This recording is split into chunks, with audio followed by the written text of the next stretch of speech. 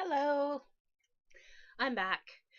You probably didn't see what happened first, but I had a little trouble with my stream, and my husband's come home and helped me out to fix it. So now I think I can go ahead and do something.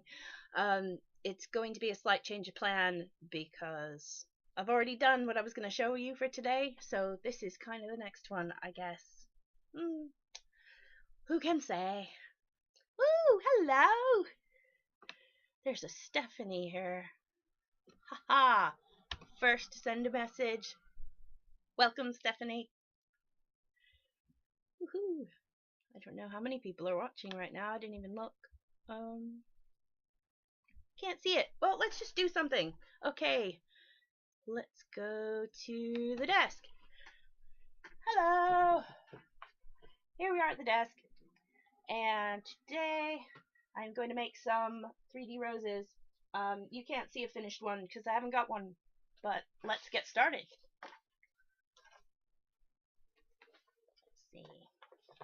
These are starting out as flat die cut pieces, and I'm using this, which is a wafer thin die, and that is from Britannia Dies, and I bought mine from JoannaSheen.com, and I have to say they are exactly the right price. They are suggested retail price, and they came pretty sharpish as well, and very well packaged and in good condition, so I do recommend buying these dies from Joanna Sheen.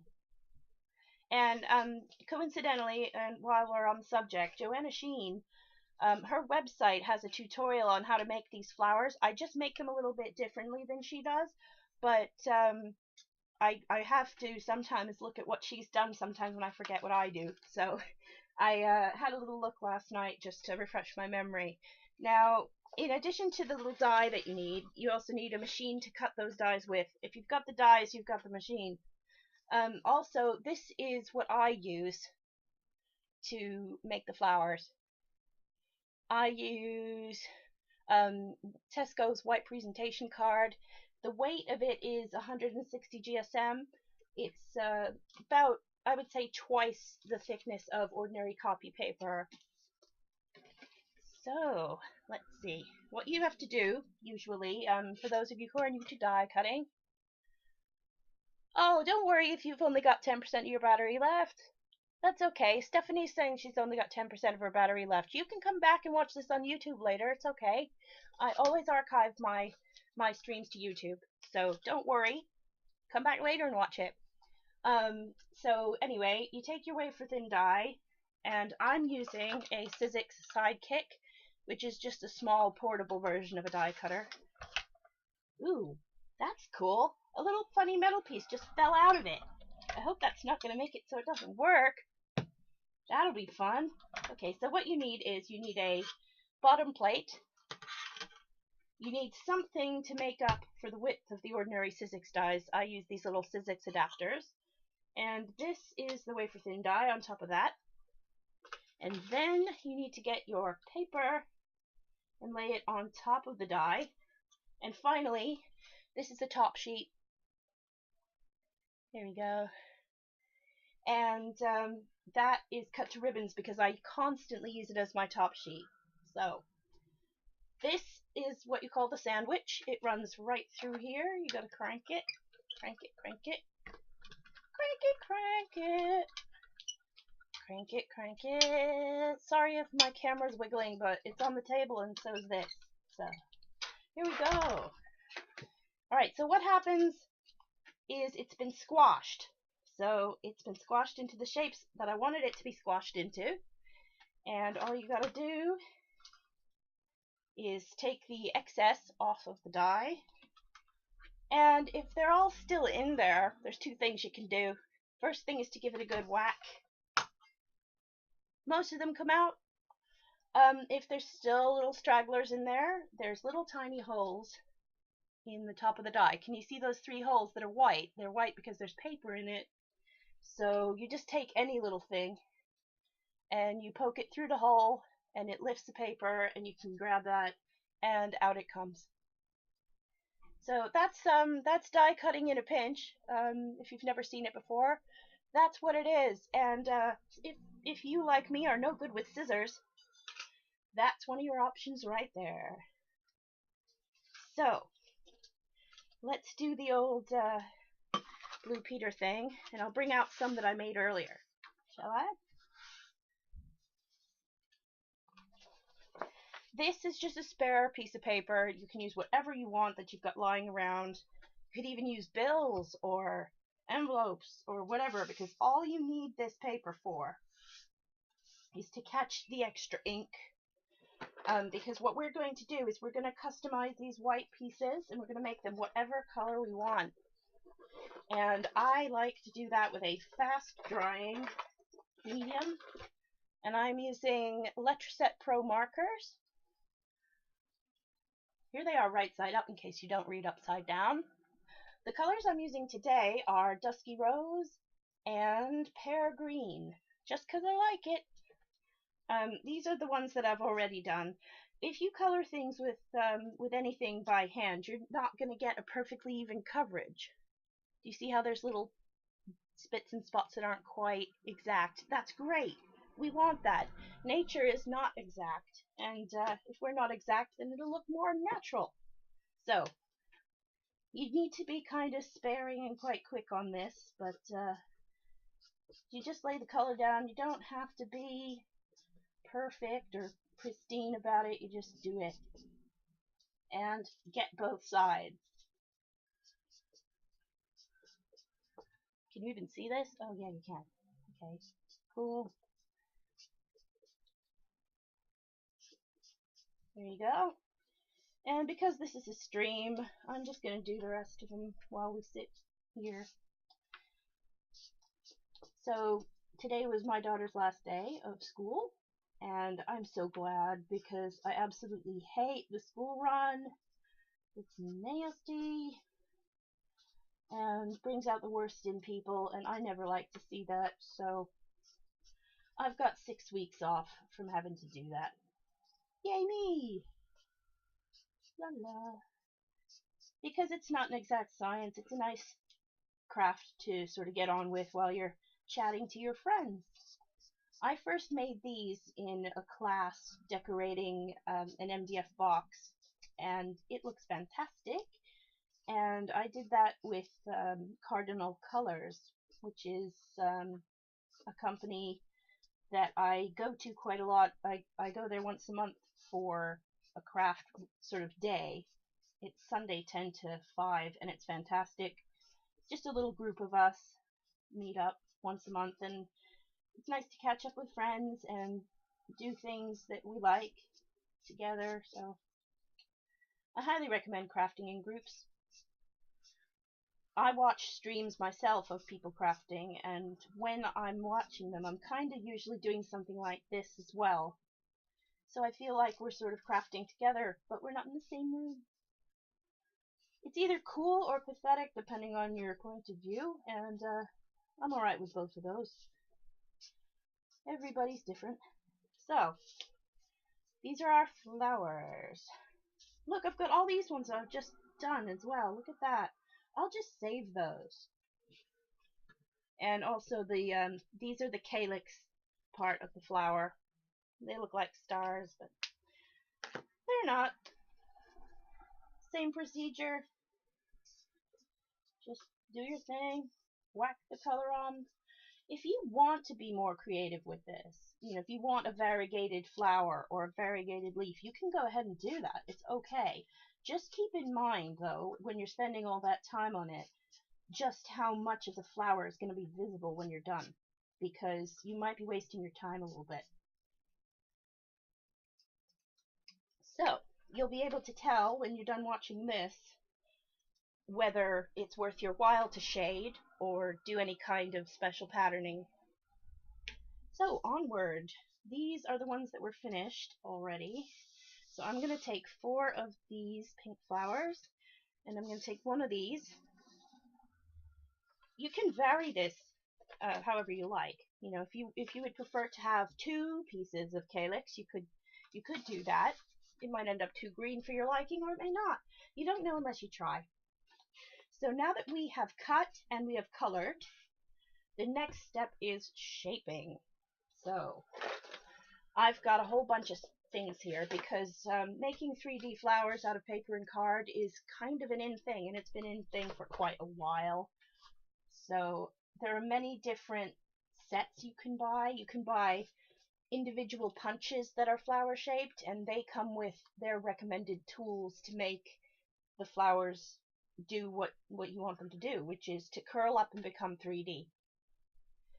So I've got a lot of those systems, and I chop and change, but I've got this little toolbox. Looks like a mess, right? I suppose it is. The main things I'm going to use today are this. This is I call it a character shaper. It's got a ball on one end, and it's got kind of like a little butter knife or something on the other end. You can do so much with these. I'm not anywhere near done telling you what you can do with all these things. Trust me. This is a double-ended embossing tool, and that it's a round tool. What can I say? And this is quite a dangerous one. This is a double-ended etching tool. It used to be its primary function used to be as a sculpting or pottery tool. It's great though, it's very useful, and I got this one from www.lm.com. I don't know if that address still works, but there's a lady who has designed a way of making 3D flowers out of paper, and her name's Leonie M, and she lives in Australia. And her system is called Floral Punchcraft. That's something you can, Google it. I'm sure you'll find plenty on that. I do a bit of it myself. She's got 10 books out, or 9 books and a DVD, something like that, with instructions, complete and comprehensive instructions on how to make really beautiful things. So I highly recommend her. I am considering becoming a member of the Floral Punchcraft Guild, but at the moment I am not trained in Floral Punchcraft, so that is not what I am showing you right now. I am showing you how to make a rose out of these very specific things. So, if you'd like to see a different tutorial on this that'll show it being made in a different way to the way I'm doing it, and probably the way it was intended to be made, do check out joannasheen.com. Joanna Sheen is spelled just like you'd think it is. Joanna, and Sheen is Sheen. So joannasheen.com, she has some fantastic tutorials on her site. I really do recommend it. I might even go back and watch a few myself when I get a minute. But right now, I'm doing this for you. So, we've got our 4 bits and our calyx. Now, the other thing you need when you're doing this kind of work is you need a very precise way of applying glue. And this is going to look a bit strange, but I need to do this. This is a little finger guard. It's a little black thing, and I stick it on my finger, and it's just a bit of plastic, so basically it just holds the glue there. I don't like putting blobs of glue onto the paper on the surface because the glue just gets absorbed into the paper and it kind of becomes useless. So I stick it on this plastic thing instead, and it doesn't absorb. It does sometimes dry up though and get all cakey, and I don't mind that because it makes it so that the glue doesn't sort of fall all over the place and spread. Anyway, this is a very worn out bottle of tacky glue, and it's my favorite go-to adhesive for just about everything. And it did say on the label before it got completely messed up that it's good for fabric and all sorts of things. So paper, generally, it'll take whatever glue you throw at it, but I do like this kind. So I'm going to just put a little bit of that onto this little finger thingy so that I don't have to go back and dip into the glue quite so much. So, now for the shaping of the first piece. This is going to be the middle, or the bud. So, what you've got to do is take something quite straight, like this, and this is a foam pad. You can use the insole of a shoe if you want, or a mouse mat, but they do sell these foam pads at craft shops as well. And what you want to do is just take this and squish it. Just squish that needle right down in the middle of each of the petals. You can also do this like against your finger, like that. So if you don't have a mouse mat, you can do that. And what that's going to do is it kind of curves the petals, but we don't want it to be a uniform curve. We actually do want a crease down the middle of the petals. Can you see this one sort of side on, how it's got like a point almost on it? Sort of got a pointy curve. It's a crease. It's like a valley fold in origami, but you don't want it to be totally folded in. Right, so that forms the middle. And we're going to use our embossing tool, which is this puppy. And we're just going to go around in a little circle like this. And can you see, if you go around in a circle, how it closes it up? Whoop. I'll hold it a bit closer so you can see. It's sort of cupped up now into a little flowery thing. So we've given it the ability, we've stretched the fibers of the paper, and we've given it the ability to fold up that way quite easily, as if it's actually meant to do that. Because guess what? It is meant to do that. So I'm just going to squash it right down. And it leaves a mark.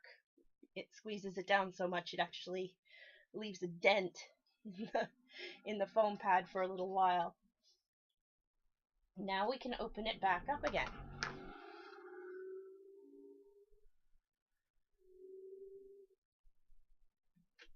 And on each of these little creases, we're going to put just a little tiny bit of glue. So I'm going to get this pad out of the way because you don't want to be gluing your pad. And I have a tiny little toothpick here because I need to be quite precise with this. I'm just going to leave a little tiny glob of glue on the little side bits here.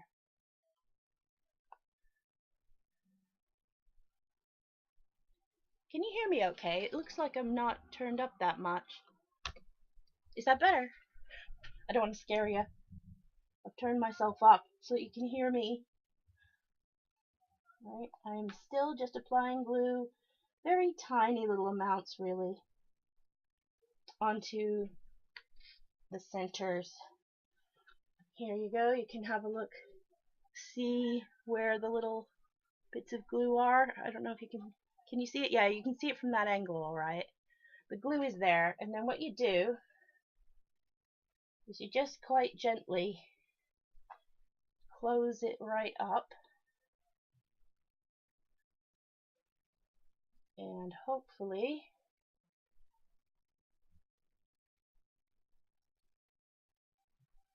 they don't have to all be going the same way, but it is nice if they are. If you're but you just kind of roll it around like that so that some of the ends catch into the little folds where the glue's been put, and hopefully it'll fold up into a nice little bud. Can you see inside?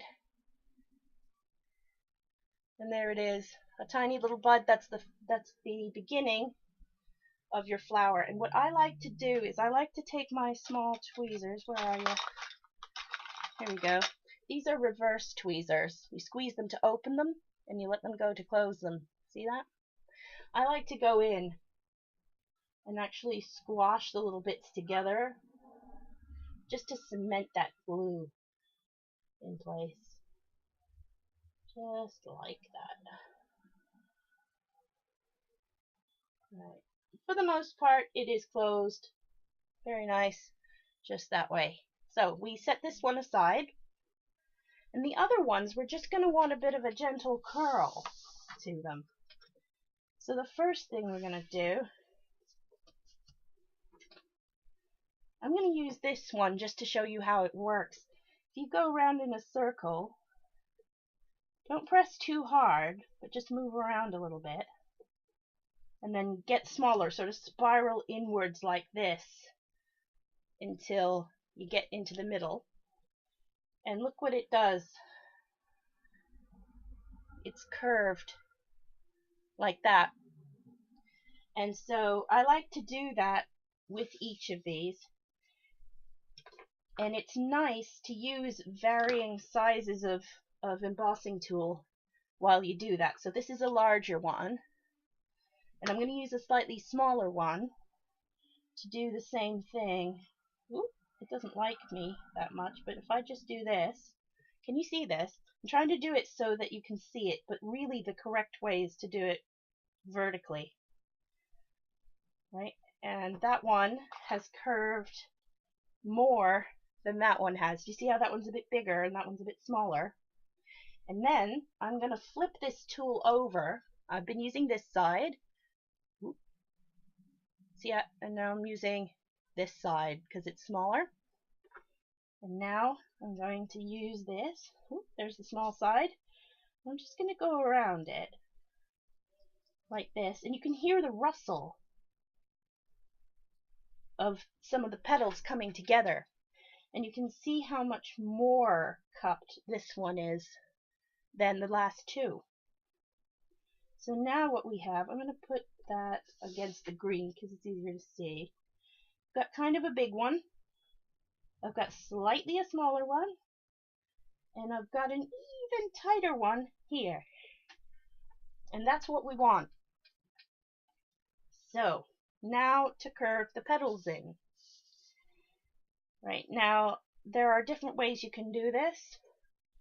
And this is a bit naughty if you're really into the floral punchcraft and doing it exactly the way that you're supposed to do it. This technique isn't really that proven, but I like to use my thumb because I'm lazy. And I just like to curl this petal around. Oop. I like to curl it around a little bit at the top. Can you see how it is? The petal has curled. I don't know if you can. Yeah, there it is. It's casting a shadow now. The other way you can do it is you can lie it cup side down, upside down, cup side down, and you can lay your needle tool down on the very tip of it and apply nice even pressure and slide this way towards the middle.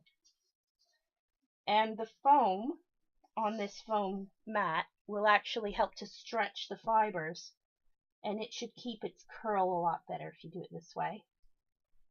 Right? And I'm just gently turning it and doing each petal in turn. There you go. It curls so much that it picks up the tool sometimes. I love that. Right, and we flip it back over again and just give it another little go with the tool there, just to cup it a bit more. Right, so that's the one. It's got its curled pieces. I'll bring it up. I'm going to put an uncurled one next to a curled one so that you can see. There you go. Right, we're going to do that to each of them. So this one's next, and we need our needle tool. I like to push it over to the side here because the body of the actual tool needs to be off the mat, or else it'll go down at an angle and then you won't have the right curling. So I've still got my glue here being patient and waiting for me, which is nice.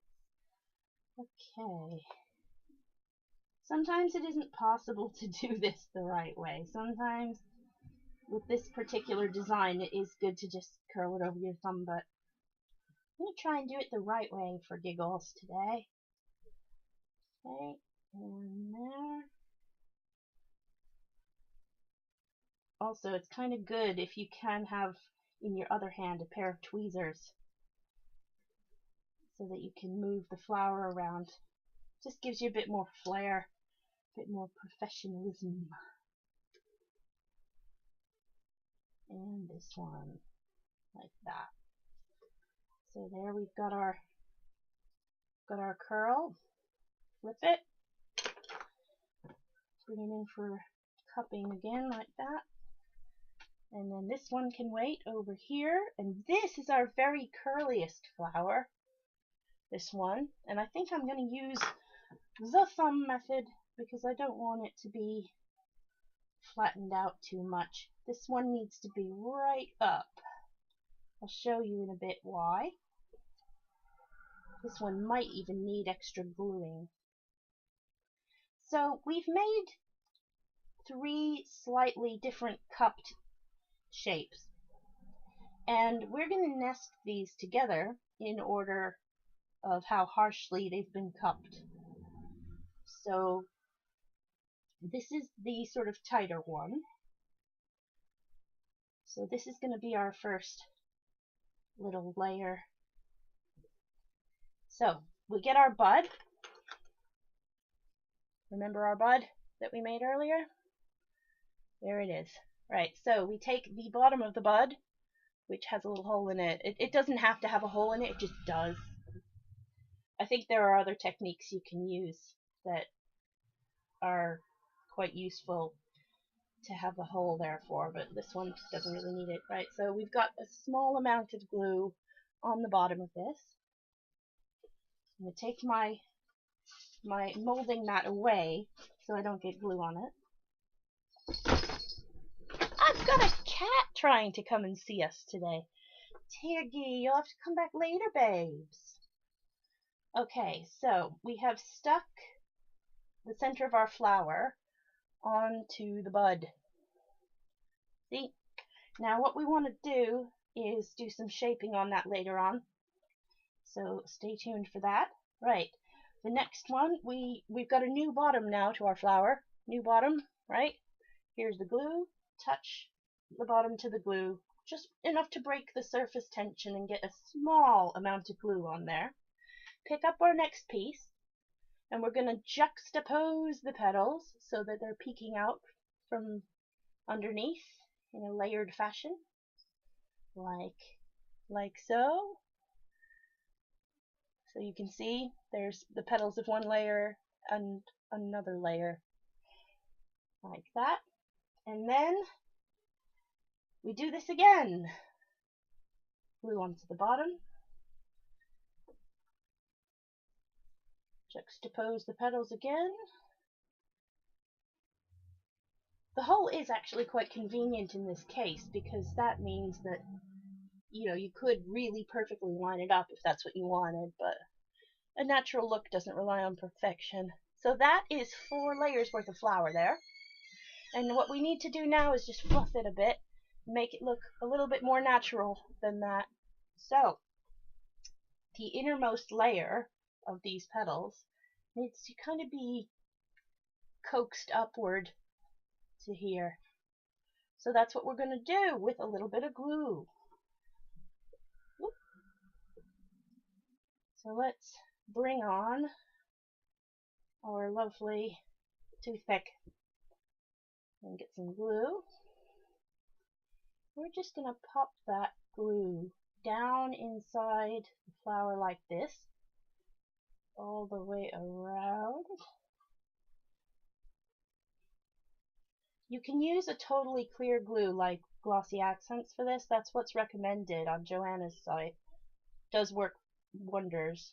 It is good. It's good stuff, that. Right, so once you've got some gluey bits under here, take another side or a clean tool and just guide that top layer. Press it down so that it sticks and turn it a little bit and do the next one.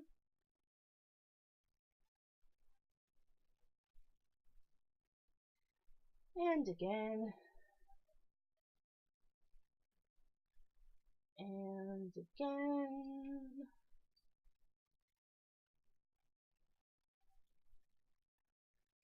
And that last one, I haven't got any glue on that last one. Second. Yeah. Some glue on that one. And Press it down on there with the clean stick. And then the others, you just kind of fluff up with your fingers a little bit. And if they happen to have lost any of their curl, you can go back in with your metal tool and just do it. But if you've done it properly, you won't lose the curl anyway. So, in with this, curl it up a little bit, and over here, that one's fine. Right, so can you see what we have here?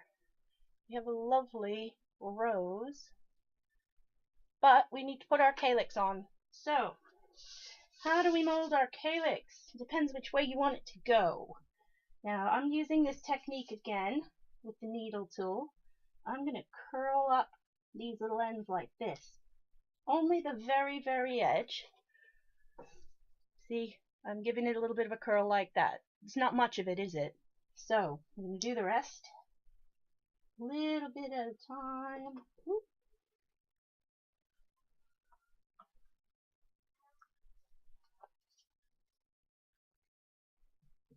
I don't have a zoom on this camera. It'd be nice if I did.